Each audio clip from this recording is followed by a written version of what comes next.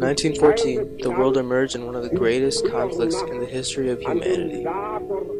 A European conflict so large that it called millions from the farthest corners of the globe to be a part of it. This war would cost thousands their lives, tumble entire dynasties, and almost eradicate an entire generation. But for a war of such extensive dimension, the fighting was focused on the Western Trench Line, the Eastern Front, and contained smaller ethical disputes all over Europe.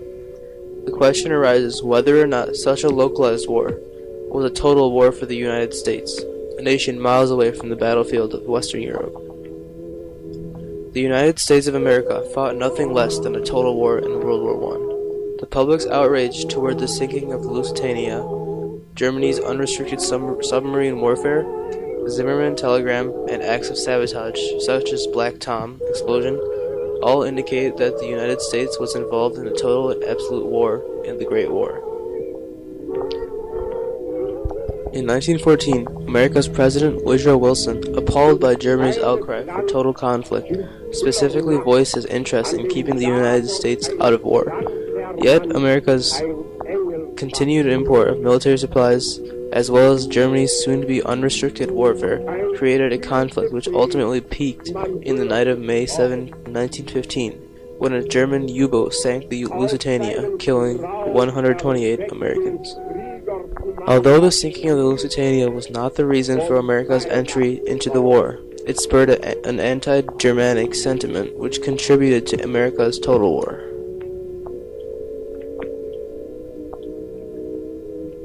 In 1917, Germany urged Mexico to invade the U.S. in a secret telegram intercepted and decoded by the British intelligence. This telegram, effectively known as the Zimmermann telegram, further underlined the existence of a total war. Germany implied that it intended for an invasion of American soil. This incident brought the distant war of Europe onto the continent of North America. It persuaded the American public, the President and Congress alike, that war was inevitably going to be a total and absolute war.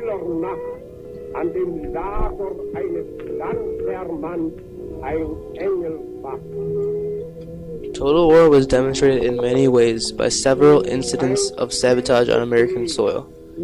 German and Austrian agents carried out more than 50 acts of sabotage against the United States targets on American soil during the course of the war. Most of the attacks occurred in New York City and the region surrounding New York Harbor.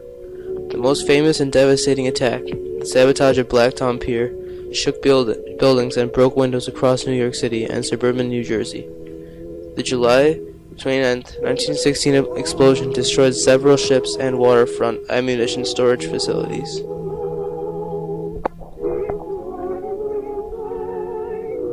The attack of Black Tom further illustrated that the U.S. fought a total war. Unrestricted warfare, extensive sabotage, and the plans of invasions made the Great War a total war on the battlefields, the waters of Europe, and the home front. Germany's urge of a Mexican-led American invasion, distinct sabotage, and the unrestricted sinking of merchant ships underlined that the Great War was fought as a total and absolute war.